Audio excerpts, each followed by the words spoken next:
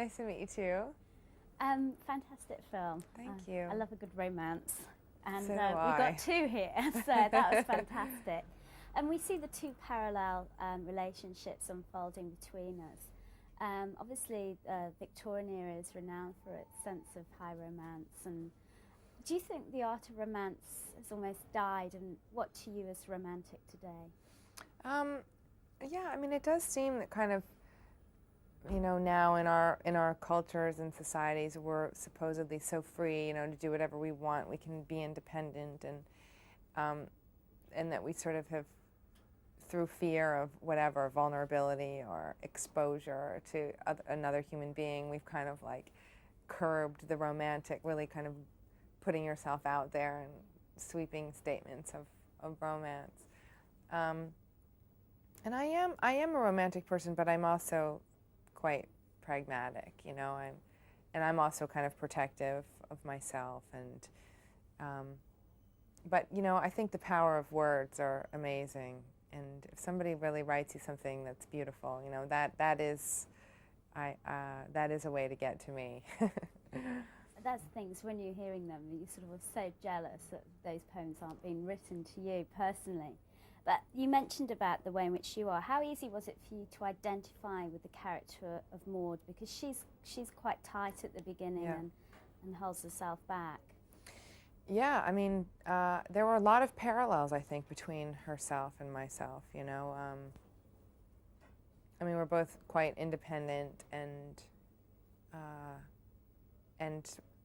protectionist in nature. I mean, I think that she's probably a little bit more so than I am, but I tend to sort of lean that way, so I felt like I had a good understanding of how to play her, how to approach playing her.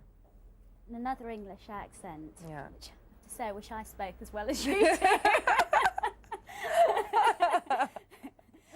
How is it part of your love affair with England that you enjoy playing these English roles? Yeah, I mean, there's a lot of freedom in me. I mean, a lot of freedom for me in playing a British person. It's like, I don't know why, but something about the accent and the kind of culture, and I feel kind of very liberated to be super creative and inventive, and I like it for some reason. Other than the Englishmen, of course. And I thought you were a great. No. I thought you were a great sport in the press conference, because I mean that was taken so out of context. It really was. It was amazing because really sometimes, I mean, it was so not said as a criticism. I really adore British men. I think they're adorable.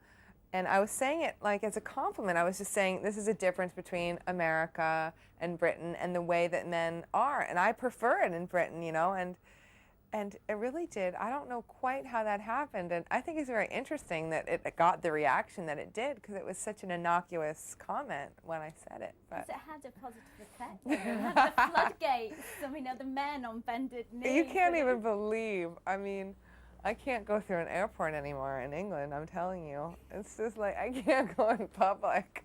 What you're doing later, Excellent. Just on a slightly more serious note, you talked about living in New York and the events and how they affected you. If I could just ask you to sort of say a year on, and how will you be spending that day? I don't know. I mean, I don't know what I'm supposed to do on that day. I feel like I'm going to be home. I'll be in New York.